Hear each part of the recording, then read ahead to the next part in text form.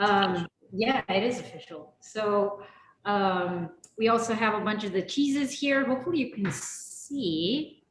Let me, should we like get a, maybe it's okay.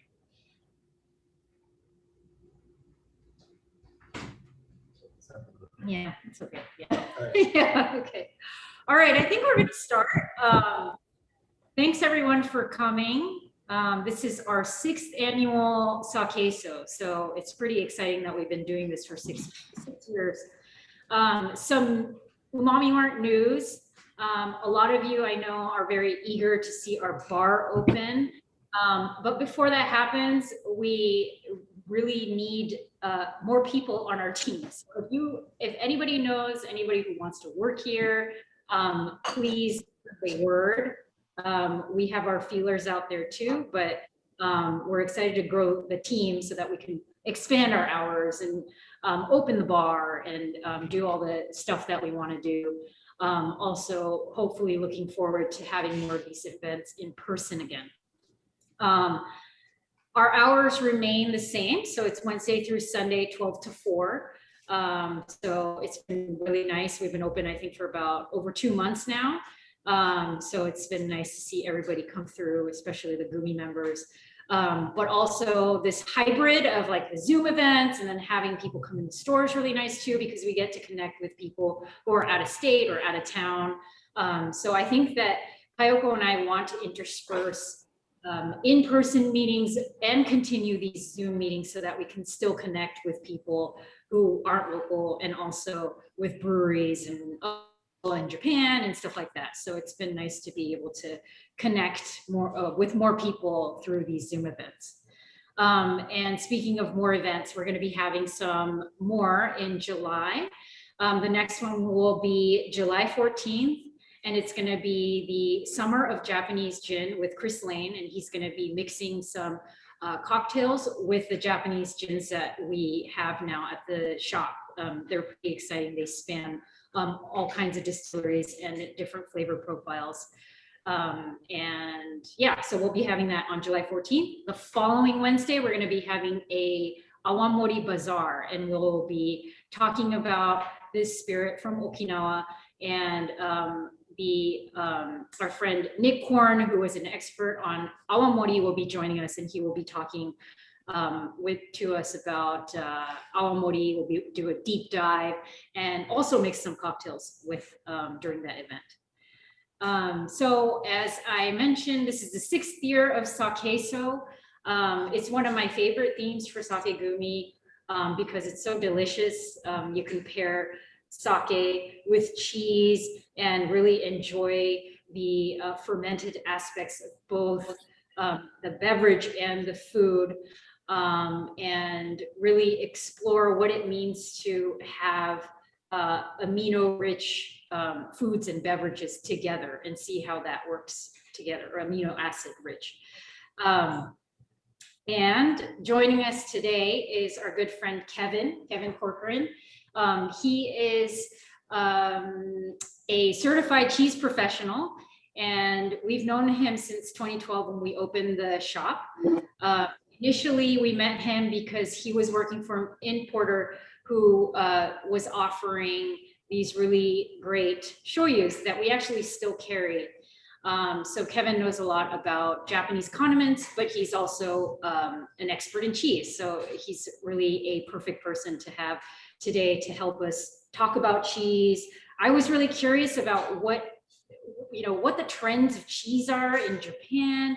Also just the basics of being a cheese consumer and lover. Like I don't know that much about, how to buy cheese, how to keep cheese.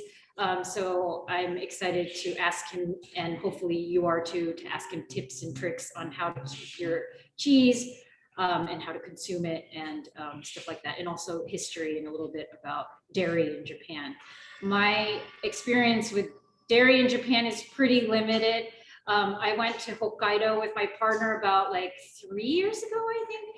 And we drove around Hokkaido and went to dairies, and that was really fun.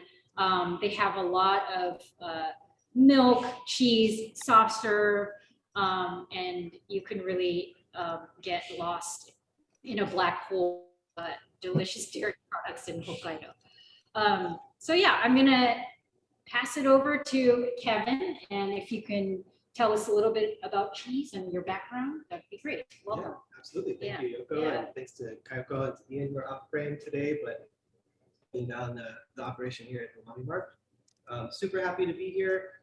As Yoko mentioned, I've been sort of a friend and a person around Umami Mart for some years now, involved in a bit of the wholesale supply chain side.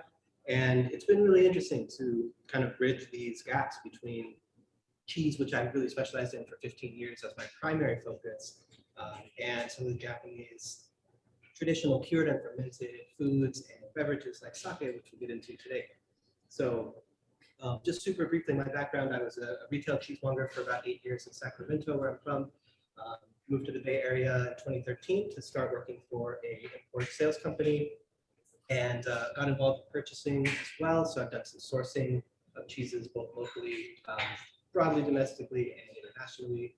And it's just a real pleasure to keep sharing that experience and wonderful, interesting category of food with people. So I think the best place to just dive in is to really start with a very basic overview of what is cheese, right? I mean, there's so much variation in this category, but we're really always talking about 4 basic ingredients, regardless of the cheese you're working with, which is milk, culture, coagulant, and salt. There's certainly another ingredient which I call other stuff. This could be something like annatto, which is a pigment from the seed that creates the orange color that you see in cheddar and certain types of cheese. Or it could be, truffles and honey and lavender and whatever else. There's a lot of flavored cheese in the market. But at the core of what makes this food what it is those 4 ingredients. So I always come back to an idea of cheese is really the art of creating complexity from simplicity. And it's really striking to me that just using those 4 ingredients, you can achieve so many different tastes and textures and appearances. And that's really going to come down to regionality. It's going to come down to the choices of which type of culture go into the cheese. This can be from, the very simple fresh stage of adding just the culture creates lactic acid producing bacteria. That's going to coagulate the milk a little bit. It's going to acidify it. It's going to aid in the fermentation. Or to things that are a little more complex, like Geotricum candidum, Penicillium microberti, Penicillium roqueforti, which makes blue cheese blue. These are going to affect the surface textures and also the flavor profile of the cheese. So that kind of culture aspect is really a key to differentiate, even if it's just cow's milk from the same region, that choice of culture is going to result in a wide range of diversity in style for the food product. So this is super interesting, and I think that's why also pairing with sake, which is ultimately these very basic ingredients with a wide range of expressions, is it's going to be a lot of fun. The next thing beyond that very basic definition of cheese that I would talk about are then the human choices of the cheesemaker, which go a little further. So how do you shape the cheese? How long do you age the cheese? How much moisture do you drain from the cheese? How long do you put it into a cave, a humidity-controlled refrigerated room to develop that final product in, varying degrees of mildness or complexity, or piquantness or sharpness, whatever you want to call that. So that's really kind of that 2-part process of starting with this base ingredient that is highly affected by seasonality, by the grasses, by the regions, the different terroir, if you want to use that French term to describe the uniqueness of place, which is going to change the quality of the milk flavor. And of course, whether you keep the milk raw or whether you pasteurize the milk, or do a milder heat treatment called thermization. This is also going to affect the microflora content of the milk, and that's going to change that expression and flavor that really comes through. Is that like pasteurization? Exactly, Okay, yeah. So, okay. you know, if you cook all of that microflora out of the milk in Mhm. like ultra high temperature Mhm. pasteurization, you will notice a much less flavor Mhm. in that milk Mhm. compared to Mhm. like a raw grass-fed Yeah, milk. yeah. So, you know, sometimes that can get a little obscured if you're eating like a heavily washed Rind cheese that's really funky, and you know, that flavor might not come through. But especially with fresh cheeses, with young cheeses, I think that does play into it quite a bit. I know we talked a little bit about kind of like being a cheese lover or cheese consumer, and you know, what's the next step of getting out there and exploring more of it? What do you do when you go into the shop and there's 400 cheeses in the market? Yes. How do you narrow this down? It can be very intimidating. It can be very Yeah. intimidating. I think one kind of interesting factor to work with is the fact that you have this kind of European tradition of going to the cheesemonger, going to the cheese shop. You know, this is a specialist who just does this one thing. Like you would go to the bakery, you would go to the butcher. We have a little bit of that here in the States, but it's by and large, you know, buying cheese for a lot of people is a matter of going to the grocery store where you're buying all of your things at one stop. And this is great for convenience. We have some amazing grocers in the Bay Area, especially in California broadly, who have great cheese selections. But this is where it can get a little overwhelming because you go in and everything's just kind of prepackaged and on a shelf, and there might be someone there to help you, but there might not. So I think really in an ideal setting, I would say, you know, make friends with the cheesemonger, make friends with those people at the counter, because like anything that you're interested in with food or beverage, that person is trained in this particular area of food. Oftentimes, cheese people tend to be really geeky and passionate about cheese, so it's a great counter to strike up a conversation at. And you know, there should always be no shortage of recommendations. Right now, we're still in COVID times. There's probably not a lot of tasting going on in California, but once we're sort of fully reopened and on better side of this, that is the cheesemonger should be able to say, what are you looking for? What do you like? What do you not like? Try this. And you can kind of find your way through what you're looking for with that interactive process. Yeah, I mean, it's also like, you know, when people come to Umami Mart too, and they've never been inside and they see all these sakes, it's the same thing, right? It's like, we want to talk to them about each bottle. I mean, not every single one, but you know, what do you like to eat, or you know, get hints from you know, the person interested in having, you know, the sake or the shochu. And that's what makes it interesting, you know, to be able to, because it's hard to know by the label, or you know, whether it's cheese or sake, to choose. So Exactly. yeah, that's the joy of it, I guess. It's like going to the cheesemonger and asking questions and you can really start to narrow that down and figure out what you like. You know, you'll see in this kind of setting of buying cheese at the grocery store, often everything's pre-cut, put in plastic. It's in a case, it's under light. It is really important for the, first of all, I always recommend just buying as much cheese as you're going to eat that day. It's really a fresh product that tastes best in fresher consumption. Like if a shop is cutting it every day, it's good to just buy fresh and enjoy it and come back the next time you eat cheese and buy something else fresh. I do always have a habit of taking it out of the plastic and kind of just giving the outside of the cheese a scrape. You know, yeah, maybe you can sort of this is like blew my mind, just kind of giving it a scrape like this. Yeah. What you're going to effectively do here is take off remnants of that plastic cling film that's sticking in there. It does tend to affect the flavor of the cheese a little bit if it's been cut for a few days. And then if you don't eat it all once you've brought it home, I like to rewrap it in butcher paper, or you can buy specialized cheese paper, which is kind of like a paper with a wax or plastic coating on the inside, and keep it like in the vegetable drawer. It likes humidity.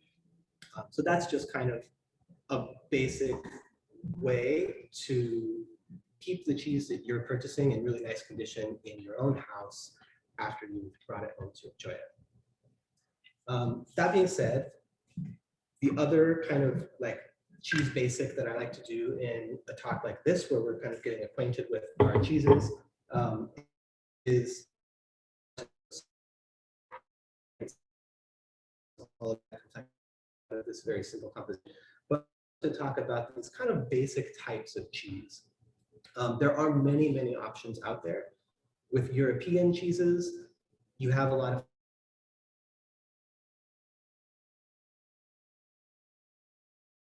when we talk specifically about our cheeses today.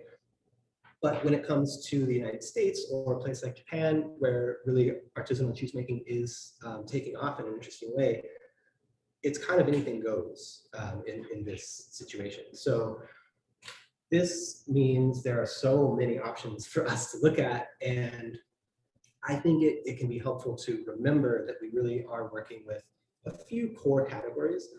These are not hard set definitions, but they're helpful generalizations of style. So we will talk about fresh cheese, like the fresh mozzarella we have here. This is anything that's really not been aged or cured, as the name suggests. Oftentimes it's going to be like made from milk that was taken that day, heated up, put a little culture in there, stretch it out like we make mozzarella, or something like feta, which is fresh cheese that's then cured in brine. Then we would go to like a soft ripened cheese, which is what we'll talk about when you see something that's really creamy with like a white bloomy rind on the outside. This is the Penicillium camemberti and Geotricum. These are going to be molds and yeasts that ripen the cheese from the outside in. You can already see here, you start to get this cream line. This is really the process of the proteins and the fats breaking down from the microbial activity of the cheese. So this category is pretty broad. It kind of steps into another category, which we talk about being washed rind cheeses. So this is a similar texture a lot of the time, but there's been a kind of a brine or you know, some kind of moisture treatment to the outside of the rind that is brushed or washed into the cheese. These will typically result in like an orange or red color on the outside from a particular type of bacteria that likes this sort of salty, wet environment. We have here a sheep's milk cheese that does give us an example of what that cheese would look like. However, this is not quite technically a washed rind cheese. This is using annatto to achieve that color on the outside with some Geotricum and penicillin. So from the soft ripened and washed rind cheese, we would go to something that's semi-firm. This is a funny category to me because it's kind of like, where do you draw the line of what's semi-firm and what's firm? But a Tome style cheese or a, you know, a young Gouda or something like that, that's, you know, you can't really squish it when you hold it so much. The moisture is mostly out of it, but it is still a harder cheese. So you would, you know, cut that into slices, or slice it on a slicer for sandwiches or something like that. And then firm cheese, which is has really been pressed or aged for a long time, and all that water content is out of it. This is going to be something, you know, Parmesan Reggiano is a good example of that. Really a cheese that's more for like chunking off of the block or grating or microplaning. And then blue cheese, which we don't have any today, a sort of self-explanatory category. But that is also actually a really fun category to pair with sake, especially if you've got sake with a little bit of a sweetness factor to it. That always plays really nicely with blue cheeses. Oh, and also I forgot to mention, if you have any questions, please use the chat window, and Kayoko is over there moderating the chat. So, or you can just jump in and ask questions as well. I actually have a question. Can you talk a little bit about cheese in Japan and Asia? Because we don't really think about cheese in that context. And I think you have a little bit of background on that. So I would love to learn a little bit more about, you know, how did cheese get to Japan and what is it doing there now? And I think you brought some literature too. Let me grab some. Some pamphlets from that I picked up at cheese shops and cheese producers in Japan. Cheese in Asia broadly is you know, not a huge category within the cuisine, as most of you are aware. There is, if you dig into some sort of old food literature, you will find that there's something that in Japanese is called so, which is like a hardened block of milk that was brought over from China at some point. I don't think this was ever like a really popular or key component to early Japanese cuisine by any means, but there is this kind of thread of dairy history that that can be traced in Japan. Certainly, you know, there was American kind of industrial cheese being introduced after you know, the occupation. But really in recent years, it's been amazing to see a lot of Japanese farmers adopt this understanding, like, oh, we can just make cheese here. And my experience, the first time that I encountered this when I went to Japan the first time in 2006, was finding that there was just a few producers, you know, mostly in Hokkaido, as you pointed out. There's obviously more land, there's, you know, mountainous conditions, which are great for making these kind of European mountain style cheeses, which is what I saw at the time.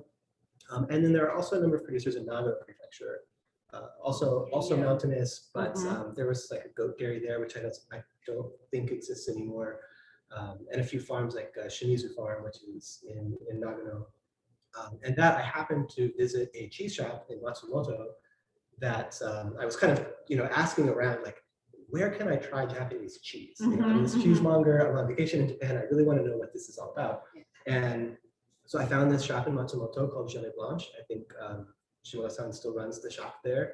And she had this really nice little selection of just a few cheeses from Hokkaido and from Nagano, and I think something from a little bit like southwest of Japan, one producer.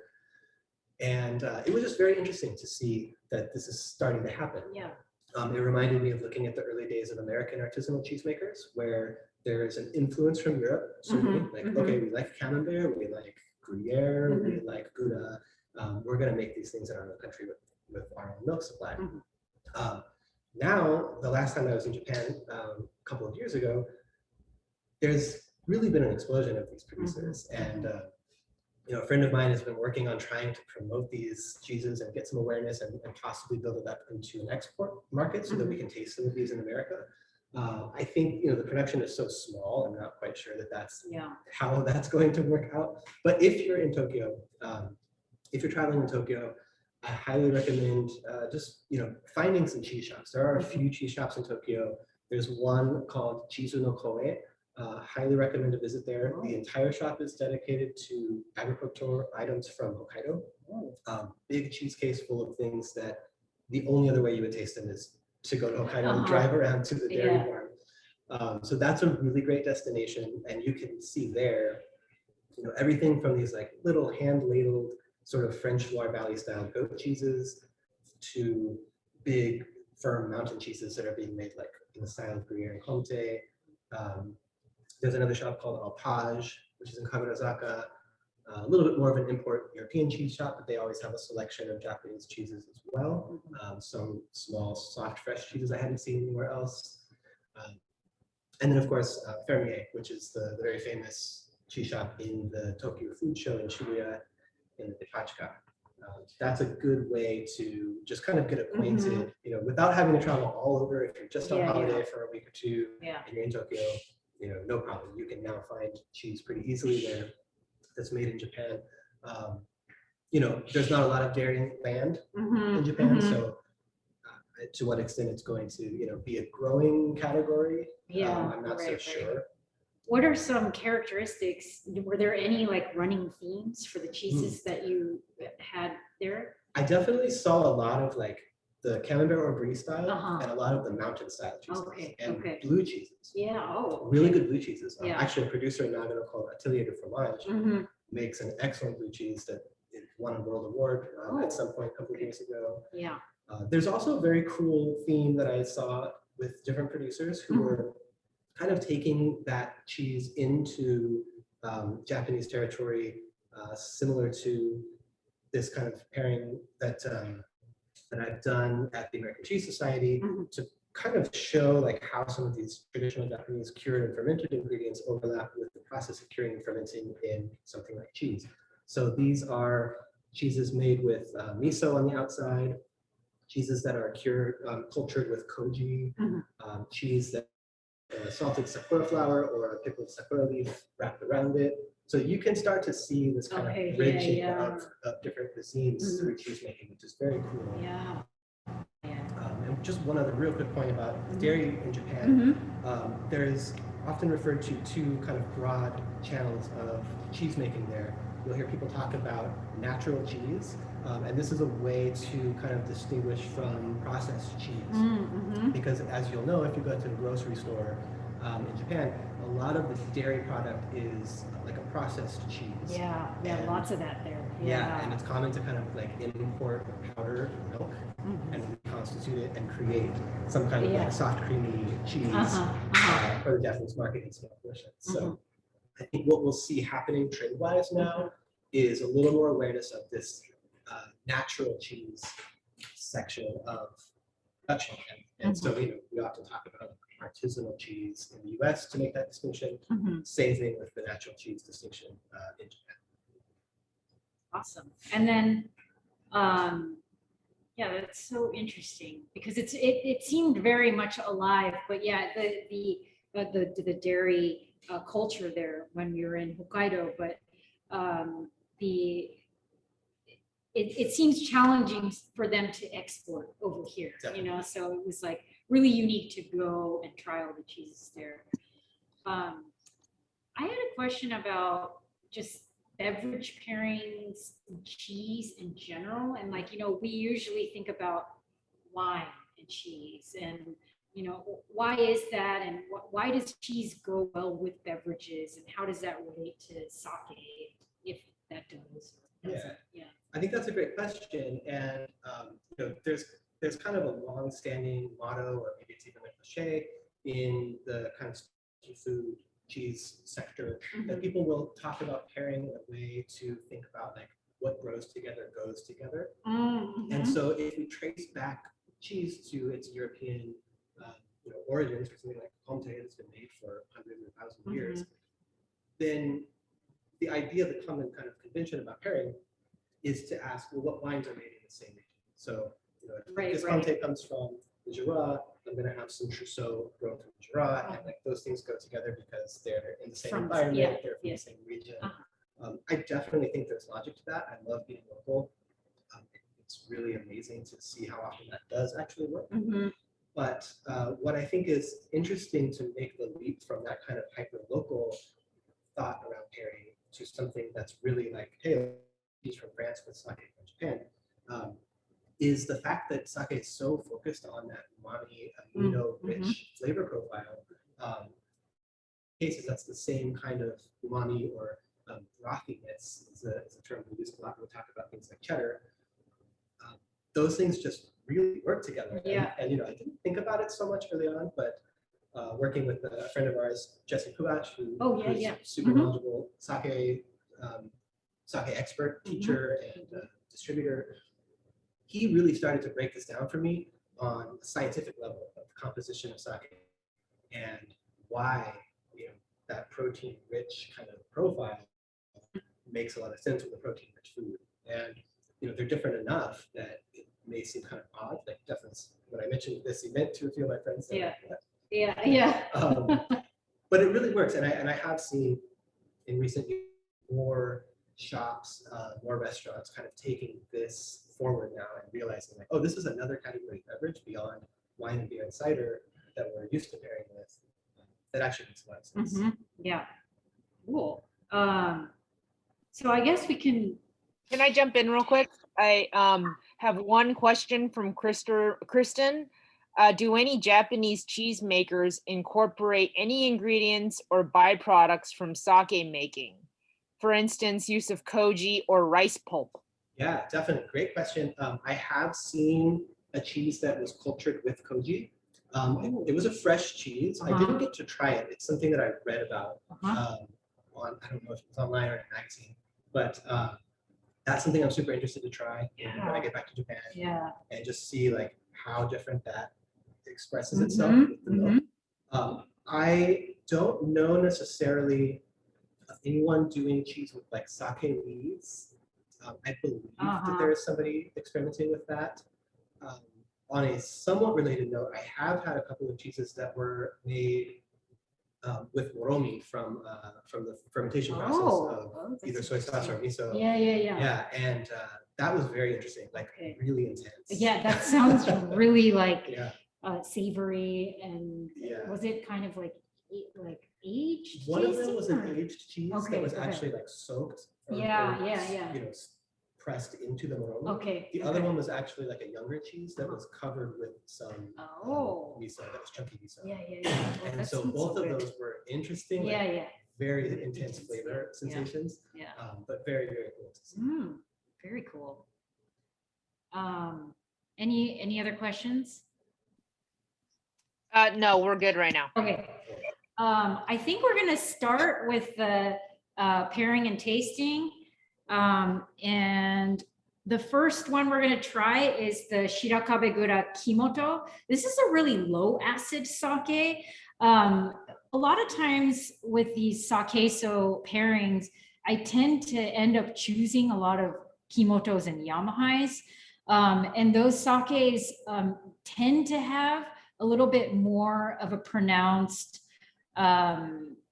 lactic acid, amino acid quality to them. And that's because they, during the brewing process, they use naturally occurring lactic acid. So they tend to be a little bit more wild, sometimes more acidic. But this one in particular, it has a little bit of those earthy flavors, but it doesn't have that high acid. So it was, I think this one was probably one of the harder ones to pair for all of these, out of all of these sakes, but it was a really fun one to try to pinpoint what is a sake going to go well, or which cheese is going to go well with the sake. So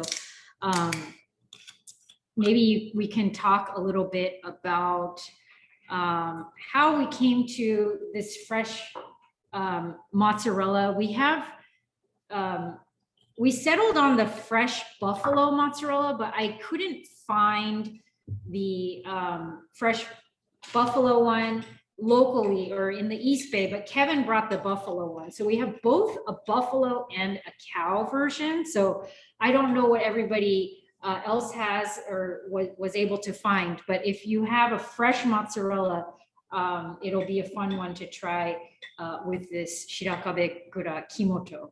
Shirakawa is a brewer in Kyoto, and they have, they make mainly junmais. So this one is a Kimoto junmai. They also released a Yamahai too, which is a similar method as Kimoto.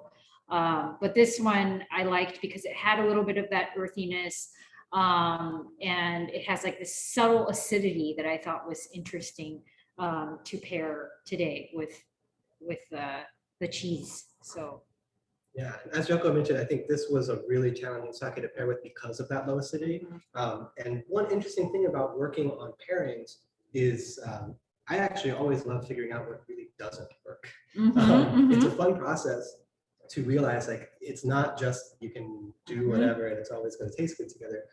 So this particular sake, I had tried some more firmer cheeses that were of sheep and goat's milk from the Basque region.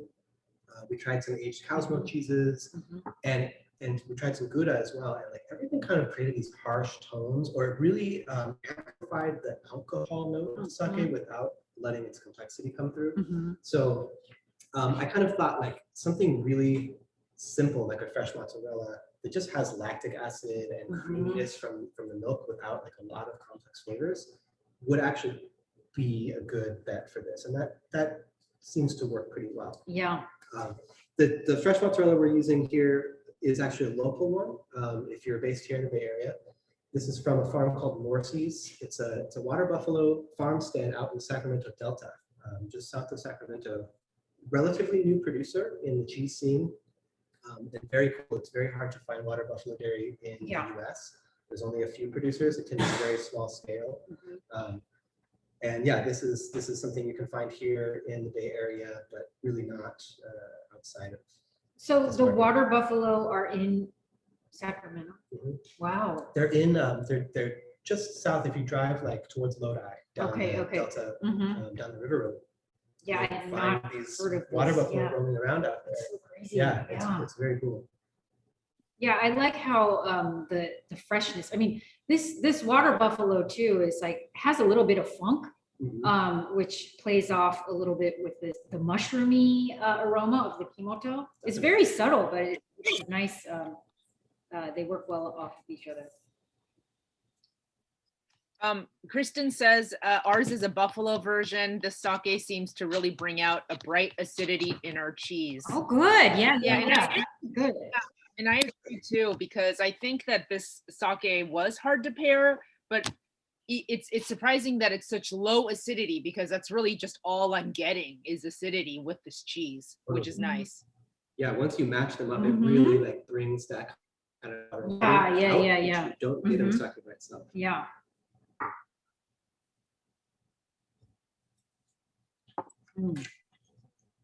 What does everybody else think? Any comments about this pairing?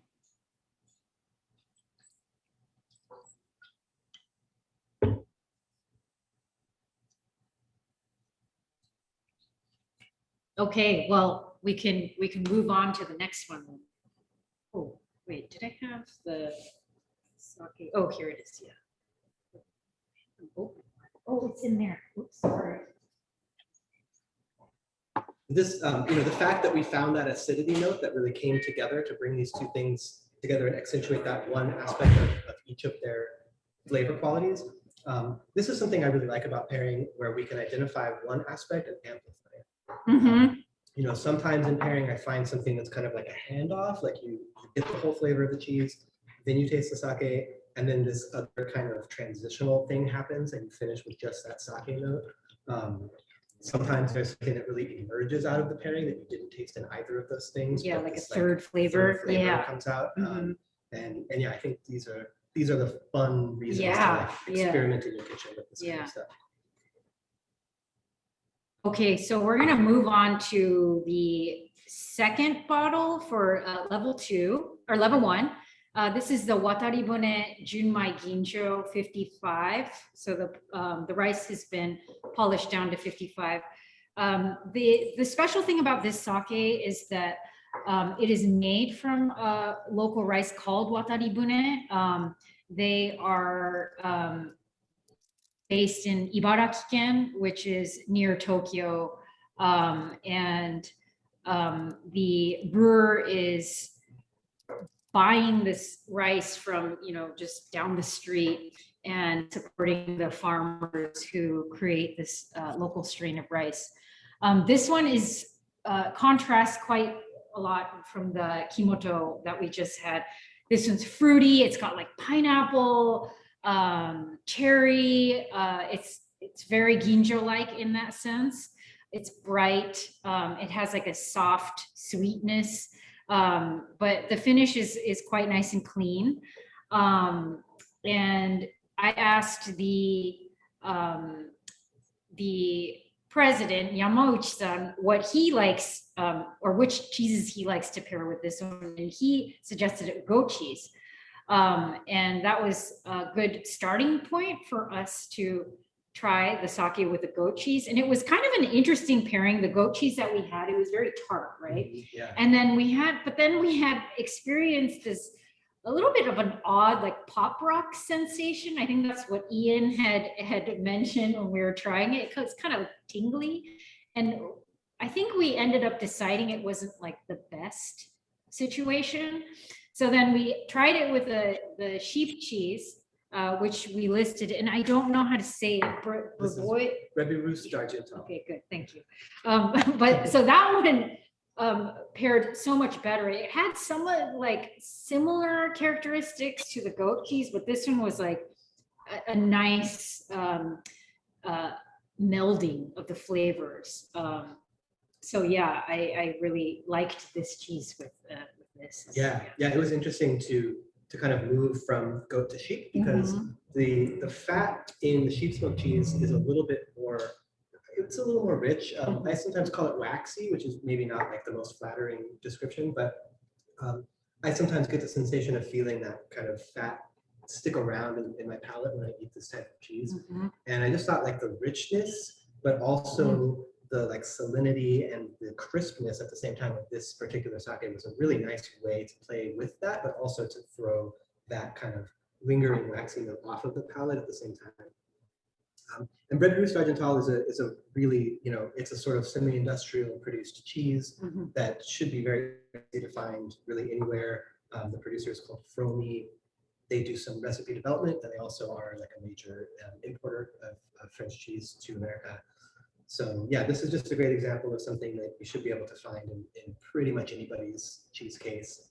But I do think, you know, if you live somewhere where there's like a local sheep farm and they're making some kind of sheep milk brie, or even maybe a sheep fresh cheese, that could be an interesting pairing for this sake as well. Yeah, I love how it kind of brings out a depth in the sake. Like you're having the cheese, it's very milky and creamy and has a little bit of earthiness to the cheese, and then it makes this fruity. Like initially when I had the sake, it was just kind of fruit, but now it's like a little bit more like dried fruit or like a little bit more depth. So it's interesting to have the cheese and then have the sake and go forth and see what kind of flavors you're pulling out of each one that are, or how the different things are pulling out different flavors, and how they work off of each other. Yeah, I definitely get like a tart cherry or like a green plum kind of thing that comes out that I didn't taste just the sake by itself. Julianne says the savoriness of the cheese is brought out by the sake. So just on that note. Yeah, the cheese does become more savory, kind of salty. It's very nice. And Jonathan had mentioned for the first sake, the Kimoto, I don't have words to describe it, but the cheese definitely brings out a different flavor in the sake, maybe makes it more nutty. Oh, yeah. Which I think I mean, I think that's like nutty and mushroomy. Those are real like Kimoto flavors. And I think that with this one, it's so subtle, like you just have it by itself. But when you have it with the cheese, it brings out some of those more earthy characteristics. So yeah, that's a right. And when we're talking about, cheeses that work and don't work, if you try the sheep's cheese with the first sake, it just does not work at all. Oh, interesting. Yes. Yeah. So, it is interesting to kind of, it's like that aha moment when you get the pairing, and then it's also such an aha moment when it doesn't work at all. Right. Totally. Yeah. One of the first pairing classes I went to when I was just getting into all this, I was like 21 years old, just started working with cheese. And, I went to a pairing class, and one of the it was like a coursed pairings with wine and cheese, and one of them they intentionally made an off pairing, kind of in the middle of the thing. Oh, yeah. And it was like a Sauvignon Blanc of some sort with a brie. Oh, and sometimes if you get brie and you just kind of taste the rind, it has this really like peppery, bitter kind of flavor profile. And somehow the Sauv Blanc and that brie just like intensified that quality. Oh, wow. Everybody was like, wow, this is awful. Yeah. And yeah, I think that's just super interesting to understand like what really doesn't work. Right. Sort of like if you do buy a cheese and you hate it, go tell your cheesemonger. Actually, that's so helpful for us. If I know what you don't like, I will have a much easier time recommending you something that I think you will like next time. So yeah, it's really a process of elimination sometimes. Yeah, that's very helpful for us too. Like when somebody comes in, they're like, I hated that sake from Sake Gumi last month. And I'm like, I'm so sorry. I mean, some people are like, I never want to have that one again. But then some people are like, well, I know, that was helpful for me too, because I know that I don't like that and I won't ask for that when I go to a restaurant, So it's super helpful to know what people don't like. It's a similarity, I think. Peter says the sheep's milk cheese is waxy. Jonathan says the sheep cheese tastes like butter. Oh, yeah. I think it's very creamy, like and buttery too. Right. Yeah. But when the sheep's cheese, says Jonathan, and the first sake completely removes all flavor, like drinking water. It's an anti-pinch, which is so true. Because it's so subtle, probably. Right. reductive pairing. Yeah, Super yeah. interesting. Let me get this and I'm gonna just. Peter says the sheep cheese almost mellows out the fruit and the minerality as well. Yeah, yeah. Okay, so we're gonna move on to the level 2 sakes. This is another Yamahai, this Fukuchitose Toku Yamahai Junmai Ginjo. So this is pretty unique because it's a Junmai Ginjo and it's a Yamahai. Typically, you're gonna see Yamahais and Kimotos as Junmais or Tokubetsu Junmais, but this is a Kimoto because, and I'll just go into this a little bit, but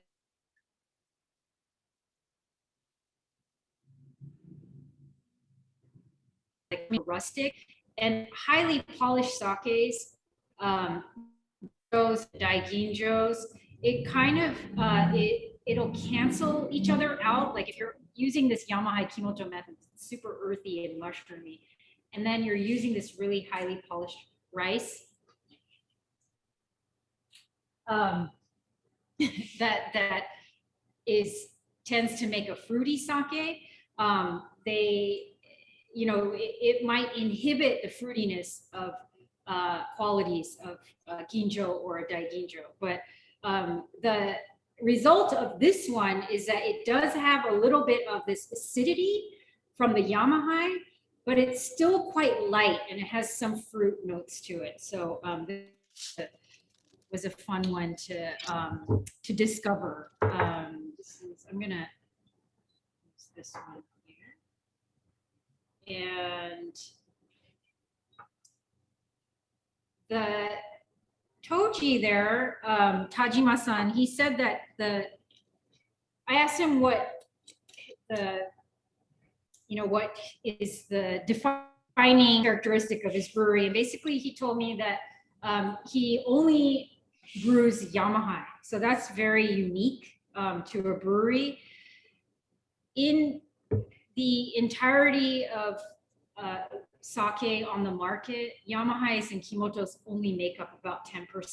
They're really like labor intensive to make. So most breweries will not make a Yamahai or a Kimoto. So it's pretty unique that they only make Yamahais there. And for his cheese pairing, I love the smell of this. It's like really very, like it has a little bit of like honeysuckle. Coconut. I think we had talked about the onsen, like a hot spring flavor, or like walking into the sento. Yeah. Sort of fruitiness of soap, but also nice mineral water. Yes, the minerality. Yeah. Honeysuckle.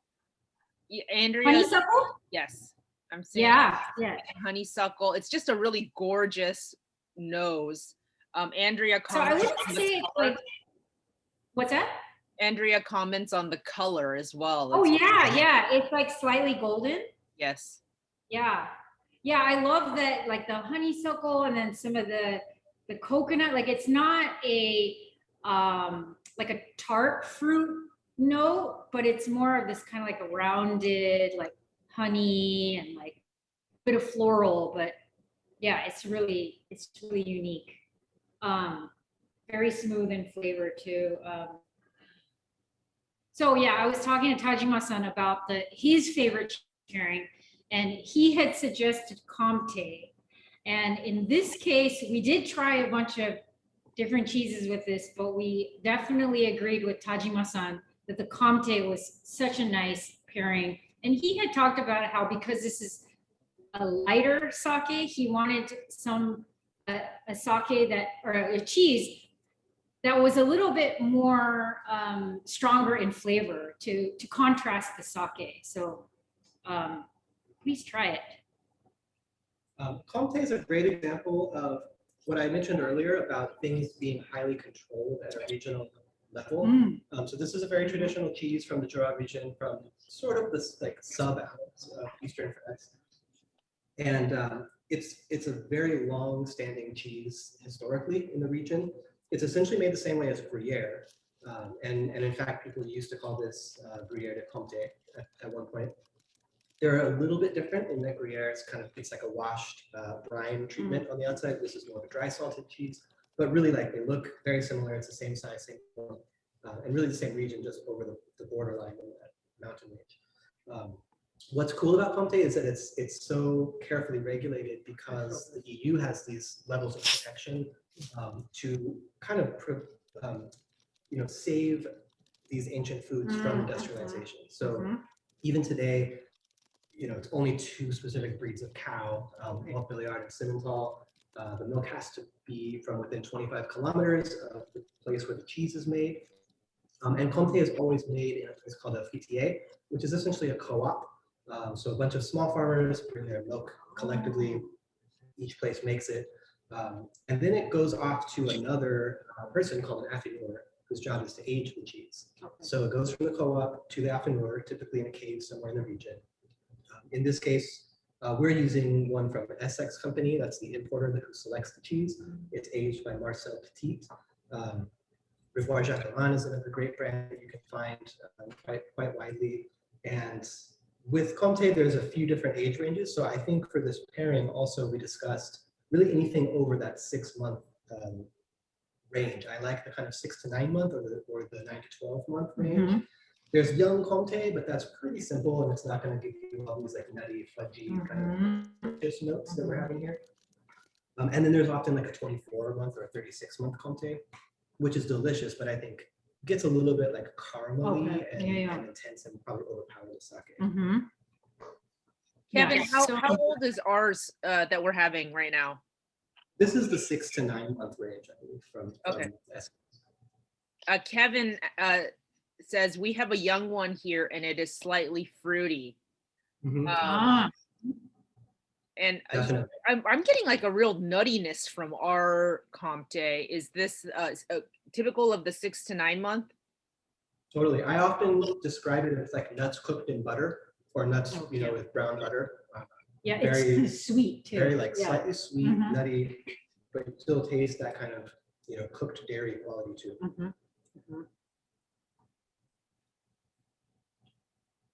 Comté is also a raw milk cheese. But this is another interesting point when we talk about cheese making. It's required to be made with raw milk. However, in the process of making the cheese, the milk is heated. So it's not raw, like it comes straight from the cow into the vat and you start coagulating it.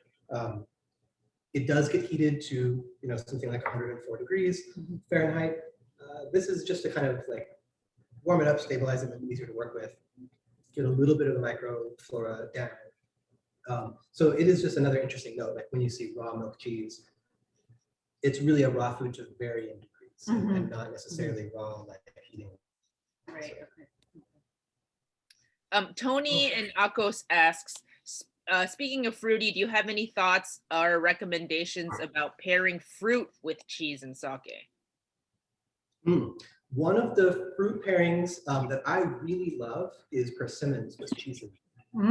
This is so great to me. I think you can go multiple directions. Like when they're in season in the winter, I always have persimmons, fresh persimmons, usually free persimmons, but I've also done like a really hachia, taking the top off and put a spoon in there, so you can kind of top the fresh. Like honey. I mean, like how I have my honey always with the cheese. Yeah, exactly. So I really think that that's an interesting fruit to pair with. And also hoshigaki, you can, if you have a nice dry kind of sweeter, that goes well with aged cheeses. Apples and pears are great too. Like a lot of the fall and winter produce. Figs maybe. Figs, another excellent example. But I think that's another great area to just like go see what's fresh at the farmer's market, grab some fruit and like get some cheese at the market and just play around and see what really works for you. And whether you like cook the fruit into a compote or something, or you just have it fresh, or I've pickled apples and done cheese pairings with them before. That's really kind of fun to work with. Oh, persimmon though. I've never had cheese with persimmon. That sounds really good. I enjoy that.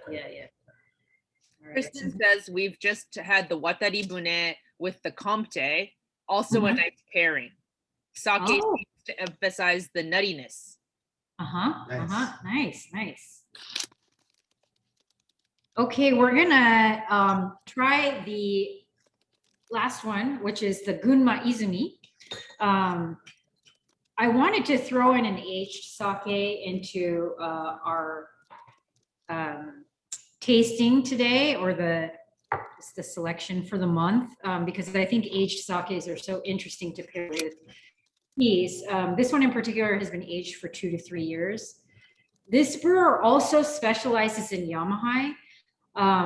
This one is just so unique. I mean, apart from the fact that it's aged, it's just really got a lot going on. It's kind of like dank and funky, raisiny, and the color is beautiful. It's golden, and that's from the aging. One of the things that the brewer had told me was that this is a good sake to recommend to whiskey lovers. It has that like depth. The aroma is like a little smoky. It's has that dried fruit. And so yeah, this is actually one of my favorite sakes that I've had, and I think this. Ooh. Yeah, so this one was yeah, definitely fun to try to get a cheese that would go well with it. And we also kind of went around with this one a little We bit. tried a lot. Yeah. Yes, this definitely has a brandy-like element to it. Also sherry, it has kind of this oxidized nose on it, but I do think there's a nice acidity there that reminds me of kind of grapes and brandy. Yeah, absolutely. Yeah, I think we had talked about the sherry and like walnut qualities, like root vegetables. It's a little like leathery. Right. Oh yeah. Ian says like sulfury, like matches. There's a lot going on. Yeah, definitely sulfury. Yeah. I think a spirits lover would really be into this. Mm-hmm. Peter says, I'm getting a modern vibe from it. Yeah, it's very sophisticated, this sake, I think. Yeah, it is. Yeah, and it's so funny because I think the brewer is really trying these new things, but I love how the label is so like old looking. But I think he does leave a lot to chance, like through the Yamahai and the aging.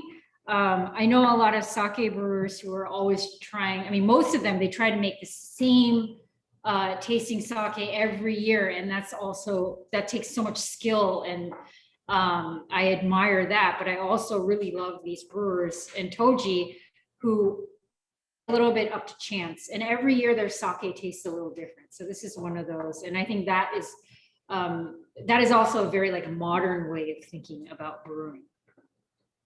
Julianne says, these are the sake and cheese have deeply savory aromas, but paired together, the sakes takes on a nice sweetness, brothy, and complex. Yeah, this pairing to me with the English cloth-bound cheddar was really about amplifying that brothiness. Like it just the savoriness of both of these, the sake and the cheese, just came together and like got crazy, like a soup stock or a dashi or something. Yeah. So I really had fun with that. I'd be curious to hear too, like what different cloth-bound cheddars people selected at their different houses that they're participating at, because we're tasting Westcombe today, which is one of the traditional, like, over 100 years of production of cheddar in Somerset, England.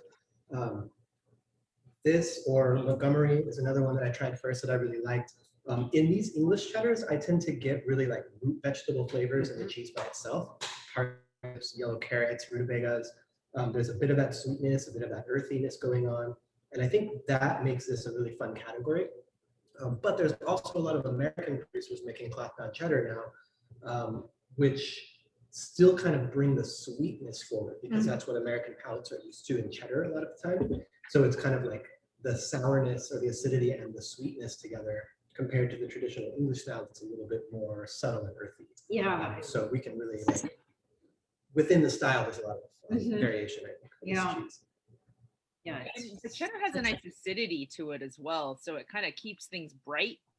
Yeah, absolutely. Yeah, that's interesting, right? It's like it's very savory, but it's also bright at the same time. It's got kind of both like high and low. Yeah.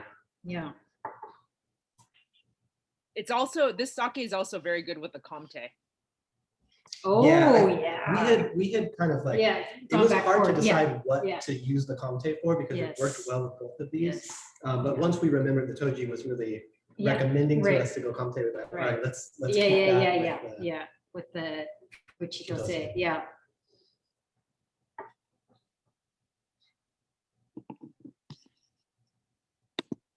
How's everybody enjoying their cheese pairings out there? Richard asks, is there an American cheddar that is comparable or comparable?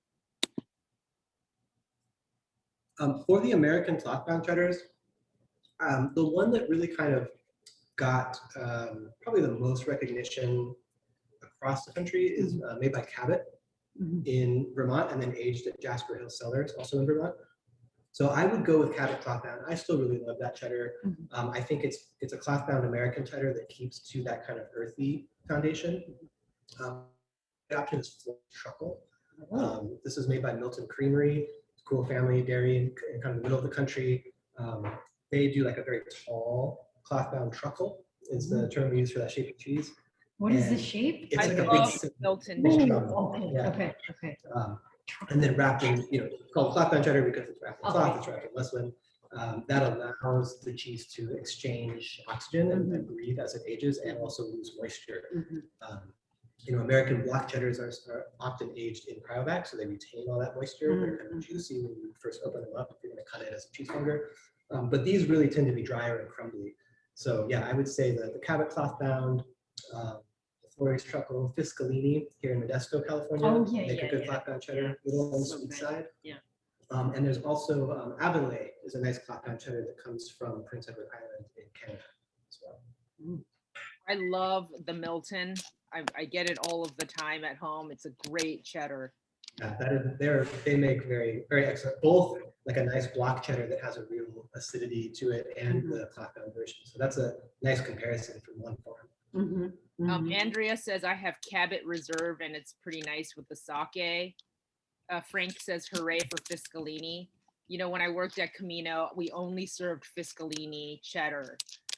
So it's definitely fancy and delicious. Kristen says, Comté and the Shirakawa Kimoto Junmai, another anti-pairing. I'm going to try that right now. Oh! Yeah, there's a lot of anti. The Shirakawa was very hard, everybody. Yeah. Really hard, that one. Yeah, there was a lot of crossing out on the paper as I was tasting things with that for sure.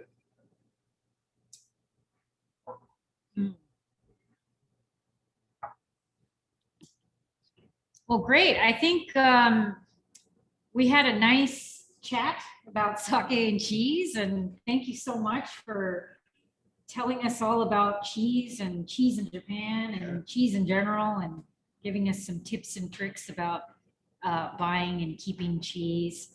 And I'm sure we'll ask you for your expertise again next year, hopefully in person. We can do it. We had a few members coming through and saying, this is the second Sakqueso you're doing on Zoom. And I was like, yeah, I know. It's been so long. So hopefully next time we can do this in person and explore sake and cheese all together in the space again. Peter says, so much. Peter says sheep cheese and the guma are also an anti-pairing. Okay. Okay. Yeah. I can see that. Yeah. Anyone else have any last minute questions for our certified cheese professional? It's not very often that Kevin comes around to these events. Okay, I think we're good. Okay, thank you so much, Kevin. Yeah, and thanks everyone for joining us for another Sakqueso. We'll see you again at the next event. Bye. Bye, everyone. Thanks for coming.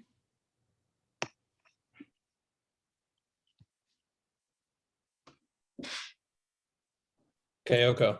Yeah. Hey, Lily. Oh, hey, Lily. She's zoomed here. I'll have to go Oh my back. gosh, you're so big. Lily, you gotta come in. Hi, Abby. Hi. Wait, So, you can't there was there was Big too much girl. movement here for us to. Big girl sippy cup. it's too Oh my easy. gosh, you're so well behaved. She was drinking sake. No. Yeah, she's had a couple. She said hi to the owl on the bottle of Happy Owl. Oh, okay, good. You want to say hi, Owl? Oh, hi, sweetie. Little Owl. Lily. That's right.